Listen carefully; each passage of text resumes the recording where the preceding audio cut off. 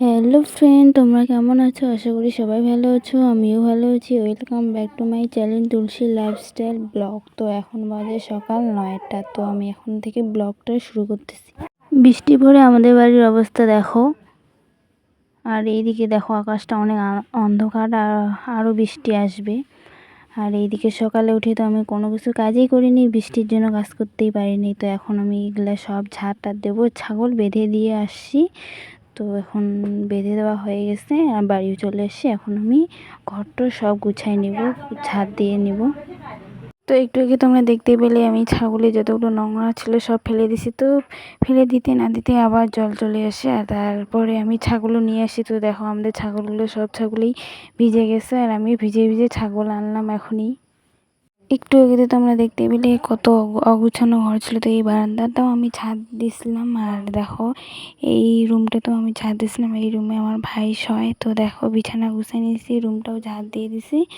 আর এই রুমটাতে আমি আমার বোন শুই। তো এই রুমে আমি ছাদ দিয়ে নিছি আর গুছাই নিছি।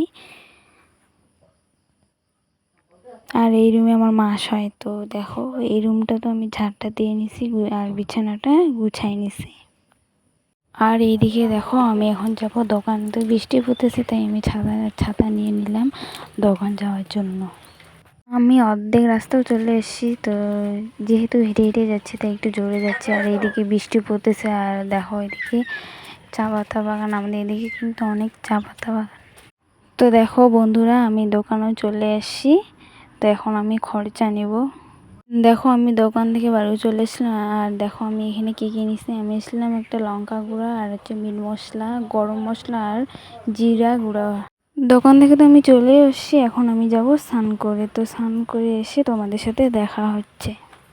আমি স্নান করে চলে এসলাম আর ঠাকুর মুছা হয়ে গেছে। এখন আমি যাব রান্নাঘরে।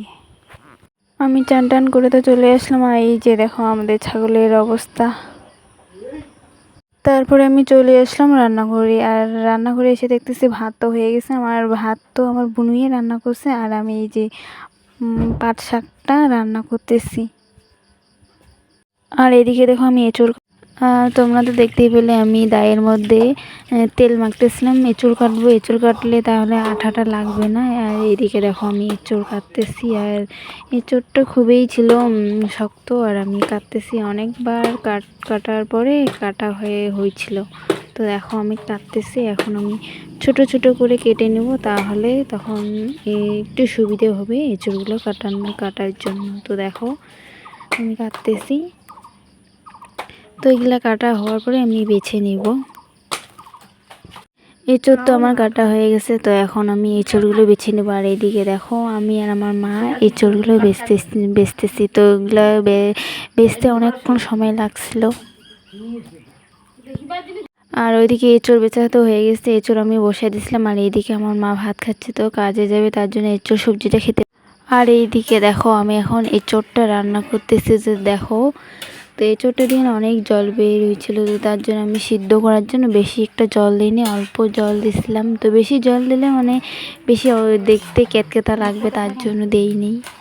আজকে আমাদের মেনু দেখো। তো মেনুতে ছিল ভাত, আর এই যে পাট শাকের ঝোল, আর ছিল এঁচড়, আর তার সাথে ছিল মাছের ভাজা। তো এইটুকুই ছিল, আর বেশি ছিল না। তো কত আর রান্না করবো বলো, রান্না করতে করতে একবারে শেষ।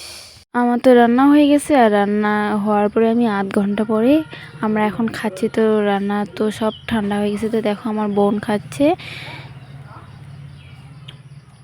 আর তারপরে খাওয়ার পরে তো আমি একটু ঘুমিয়েছিলাম। আর এখন ঘুমায় উঠে দেখতেছি এখন বিকাল 6টা বাজে। তো তারপরে আমি একটু চলে এসেছিলাম আমাদেরকে ব্রিজের এদিকে ঘুরতে।